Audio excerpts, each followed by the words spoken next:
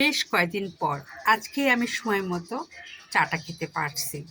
আজকে 11টা বাজে। জাস্ট আমি চা নিয়ে আমার বেলকনিতে চলে আসছি। আর আমার গাছগুলোর বেশ সমস্যা আছে, সেগুলো অবশ্যই দেখতে হবে।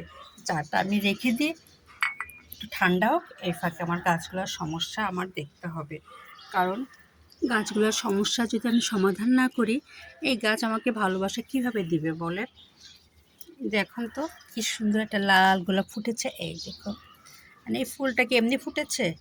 ভালোবাসা দেওয়াতে। এই জন্য ভালোবাসা দিলে ভালোবাসা পাওয়া যায়। এই দেখুন, এই দেখুন, এটা আমার আজকের বারান্দা। প্রচুর ফুল ফুটেছে, এই যে।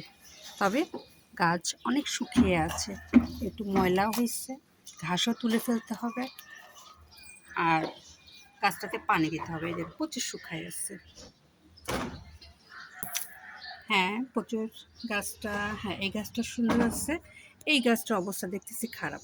এই দেখুন, গাছটার যত্ন নিতে হবে, তারপরও গাছটা সুন্দর ফুল ফুটেছে, এই দেখুন, দেখেছেন? কিন্তু গাছটার গোড়া দেখেন কি পরিমাণ শুকনা। পানি, আমার এই ক্যাকটাসটা সেই পরিমাণ শুকনা হয়ে আছে। এটাও একবারে পানি, মাটি ঝরঝরা হয়ে আছে, শুকানো। তার মধ্যে উপরে দেখি, হ্যাঁ, এই গাছটার অবস্থা ভালো না।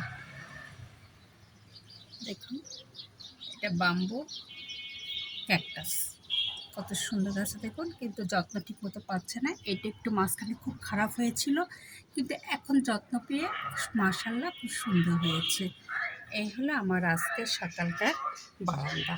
এখন আমি চাটা খেয়ে এগুলাকে একটু কী করব, সুন্দর করে পানি দিব।